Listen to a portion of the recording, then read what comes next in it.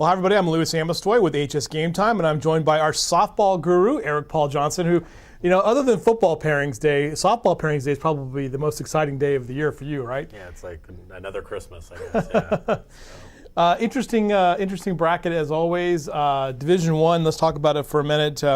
Were there any surprises in Division One? The only surprise I could kind of really see is just how kind of overstacked the bottom half of the division really seems. A lot of the best teams in the state this year ended up in that bottom half. Some interesting developments happened throughout the year. Valencia, with their pitcher getting hurt, ended up finishing third in league. They were at one point the number one ranked team in the state, so that kind of messed with the bracketing a little bit out there. So, and seeing Norco having to face a league champion as maybe the strongest number 3 team, might have been a little bit of a surprise instead of maybe getting a second place team. Well, before we talk about that Norco matchup with Vista Murrieta in the first round, let's talk about some of the wild card games. We have El Dorado playing at Riverside King. These are all Tuesday afternoon. Santa Ana Foothill at Redlands East Valley.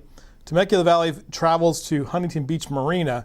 And Corona visits Great Oak in a nice Riverside County matchup as well. Which games there kind of stand out to you in those wild card games, Division One? Well, the interesting thing there is Corona and Temecula Valley were the runner-ups in Division One and Two, respectively, last year. Now they're both having to go and fight through wild card games. Temecula Valley was a wild card team last year, made it all the way to the finals, but now they're in Division One. So that's kind of interesting thing there.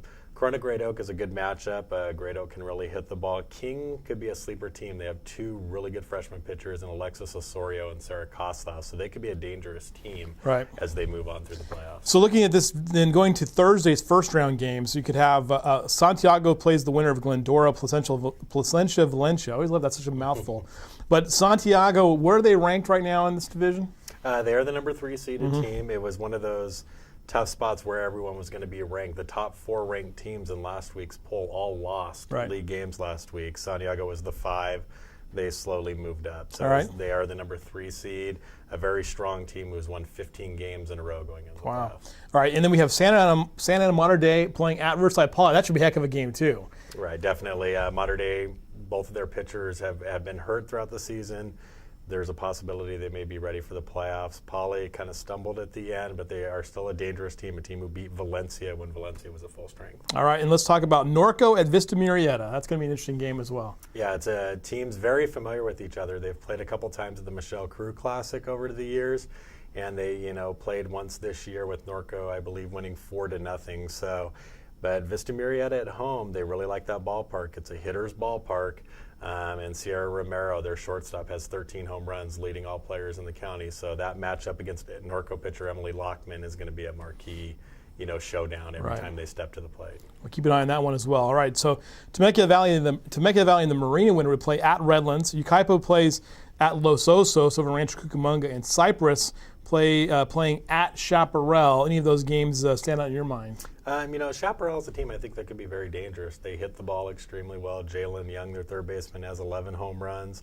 And the 2 Shelbys, Shelby Graves, their pitcher, and Shelby Pickett, the shortstop, one of the best middle of the lineup orders there. So Chaparral, another team I think that going through, I think teams with good hitting lineups are going to make their way through the playoffs. We usually don't say that in softball. It's usually the team with the best pitchers.